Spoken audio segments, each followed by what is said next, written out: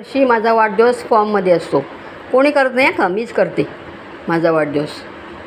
मैत्रिणींना वगैरे बोलवते, कामावर असेल ते कामावरच्या लोकांना बोलवते. तर 5-6 तारखेला मला 2 गिफ्ट आली. एक मेकअप बॉक्स आणि एक पॉवर बॅटरी. आणि आज 3 गिफ्ट आली. याच्यात काय मला माहीत नाही आणि याच्यात पण माहीत नाही. आणि ही घडी आता हे ओपन करते मी तुमच्यासमोरच. हां का.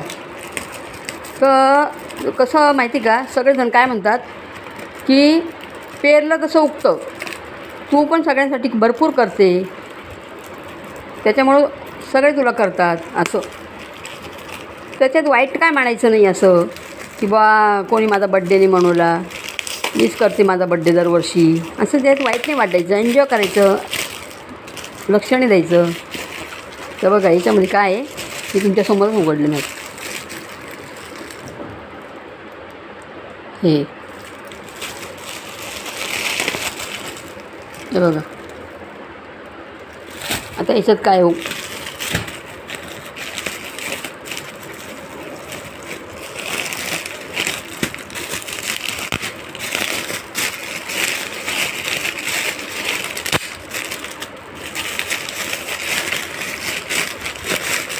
मला कसं आवड आहे, कोणाचा वाढदिवस असला तरी मी जाणार. त्याच्यामुळं मला पण सगळ्यांना वाटतं द्यावं असं. ती बिचारी एवढं करते आपल्यासाठी आणि आपण तिच्याशी असं वागतो. पण समजणेवाले को इशारा काफी असं म्हणतात ना, तसे. हे बघा हे काय आहे, ड्रेस.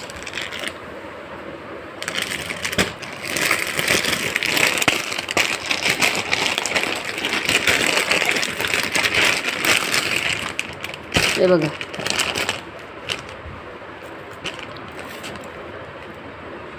हा ड्रेस कापड आहे. अजून तर उद्या भरपूर येईल. सगळेजण म्हणतात, खूप लोक तुमच्यावर प्रेम करतात, तुम्ही सगळ्यांवर प्रेम करतात म्हणून तुमच्यावर सगळे प्रेम करतात असं सगळेजण म्हणतात. गेल्या वर्षी पण भरपूर गिफ्ट आलं होतं. गेल्या वर्षी मला कॅश किती आली होती, 19,000. कोणाच्या लग्नात तरी येते का एवढी कॅश? 19,000 कॅश आली होती आणि गिफ्ट असे आले होते भरपूर असे. म्हणून आहे ना, मी आता चांगलं राहायचा प्रयत्न करते, मस्त राहायचं, टेन्शन नाही घ्यायचं. कोणाला आपली पडली तर आपल्याला कोणाची पडायला पाहिजे, म्हणून मी मस्त टेन्शन नाही घेत. आता जे वाटलं आपल्याला ते करायचं. मग कसं आहे, शेवट मन असतं. मन माणसाचं आवरू नाही शकत आपण, असं असतं. किती पण नाही म्हटलं तरी थोडंसं तरी विचार मनात येतोच की बा मी काय चुकली, मी कुठं चुकली. मनाला त्रास होतो खूप. कधी असं वाटतं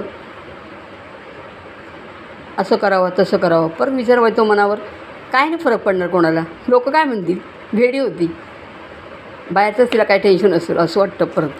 म्हणून मला समजून सांगतात लोक, एन्जॉय कर. एकटं आलो एकटंच जाणार आहे. यमराज घ्यायला येतो तेव्हा आपल्याला तर चप्पल तरी घालू देतो का? तर हे माझं सामान, हे अमुक, हे तुझं ढमुक, माझे मुलं, माझा नवरा, माझं सगळं काय काय ते आपण कोणाशी कसं वागलो. आपण हिरा सोडला आणि तारा जोडला असं समजायचं आणि गप्प बसायचं.